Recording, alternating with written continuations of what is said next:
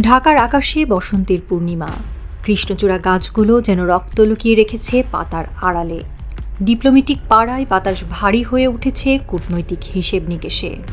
গত এক বছরে বাংলাদেশের রাজনীতি এমনভাবে বদলে গেছে যে দিল্লির রাতের ঘুম উড়ে গেছে।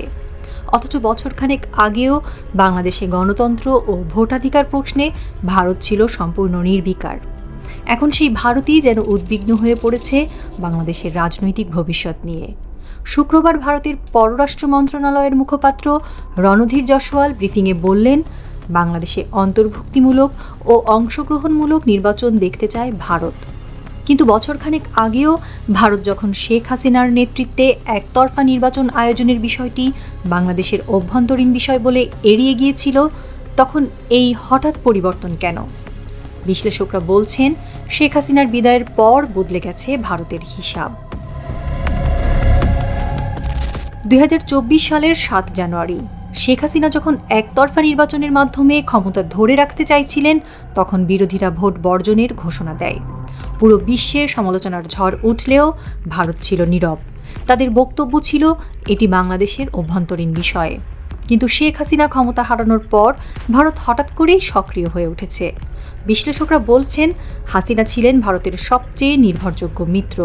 তিনি ক্ষমতা হারানোর পর ভারত তাদের কৌশলগত অবস্থান হারিয়ে নতুন সংকটে পড়েছে। শেখ হাসিনার শাসনামলে ভারত ছিল নিশ্চিত ও নিরাপদ।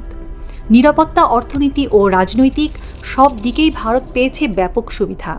হাসিনার আমলে মানবাধিকার লঙ্ঘন, গুম, হত্যা বা নিপীড়নের ঘটনা ভারত বাংলাদেশের অভ্যন্তরীণ বিষয় বলে এড়িয়ে যেত।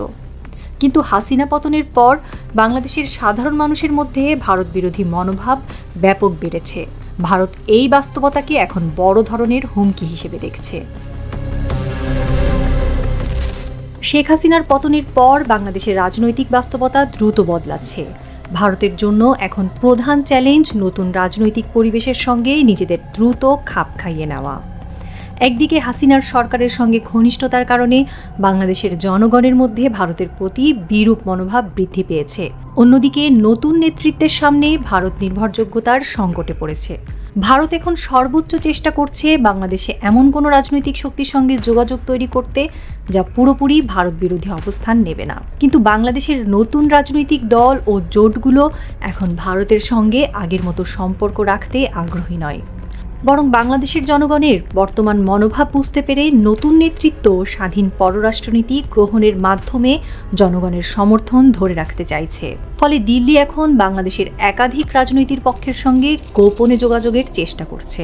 কূটনৈতিক বিশেষজ্ঞরা বলছেন, ভারত এই মুহূর্তে খুবই সতর্ক পদক্ষেপ নিচ্ছে। তারা জানে বাংলাদেশে অতীতের মতো প্রভাব বিস্তার করা সম্ভব হবে না। তাই তারা অন্তত একটি নিরপেক্ষ মিত্র নিশ্চিত করতে চাইছে, যাতে আঞ্চলিক ভূ রাজনীতিতে ভারত একেবারে বিচ্ছিন্ন হয়ে না পড়ে।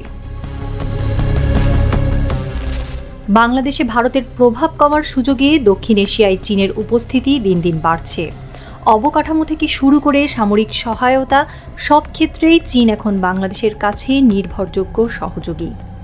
ভারত মনে করছে, বাংলাদেশের নতুন সরকার যদি পুরোপুরি চীনের দিকে ঝুঁকে পড়ে, তবে ভারতের জন্য দক্ষিণ এশিয়ায় কৌশলগত বিপর্যয় ঘটতে পারে। বাংলাদেশের নতুন বাস্তবতা যুক্তরাষ্ট্রকেও নতুন করে ভাবাচ্ছে। যুক্তরাষ্ট্র এখন বাংলাদেশে গণতন্ত্র ও মানবাধিকার ইস্যুতে বেশ সক্রিয়। তারা স্পষ্ট করেছে, বাংলাদেশ যেন ভারতের নিয়ন্ত্রণেও না থাকে, আবার চীনের ওপর পুরোপুরি নির্ভরশীল না হয়। যুক্তরাষ্ট্রের মূল লক্ষ্য একটি মধ্যপন্থী স্বাধীন পররাষ্ট্রনীতির বাংলাদেশ। এমন অবস্থায় ভারত কি যুক্তরাষ্ট্রের সমর্থন হারিয়ে দক্ষিণ এশিয়ায় একা হয়ে যাবে, নাকি যুক্তরাষ্ট্রের সঙ্গে তাদের কৌশলগত সম্পর্ক নতুন সমীকরণে বাধা পড়বে? বিশেষজ্ঞরা বলছেন, ভারত এই মুহূর্তে কিছুটা একা হয়ে পড়ার ঝুঁকিতে রয়েছে। বিশ্লেষকরা বলছেন, ভারতের সাম্প্রতিক কৌশল বাংলাদেশের রাজনীতিতে তেমন প্রভাব ফেলতে পারবে না। জনগণের মনোভাব স্পষ্ট, তারা স্বাধীনভাবে চলতে চায়। চীনের সঙ্গে ঘনিষ্ঠ সম্পর্কের কারণে ভারতের কৌশলগত সুবিধা অনেকটাই হ্রাস পেয়েছে। ভবিষ্যতে বাংলাদেশে ভারতের রাজনৈতিক প্রভাব উল্লেখযোগ্য হারে কমতে পারে বলেই বিশেষজ্ঞদের অভিমত। বারিধারার কূটনৈতিক জোনের অভিজাত ভবনগুলোর জানালায় নরম আলো জ্বলছে।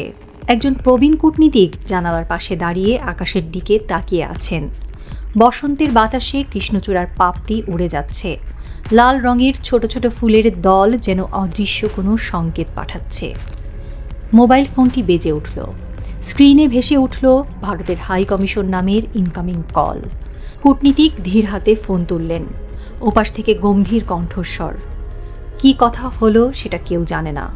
কথা শেষে কূটনীতিক কিছুক্ষণ নীরব থাকলেন, তারপর জানালার বাইরে রাতের আঁধারের দিকে তাকিয়ে ফিসফিস করে বললেন, সময়ের চাকা একবার ঘুরে গেলে কেউ আর থামাতে পারে না।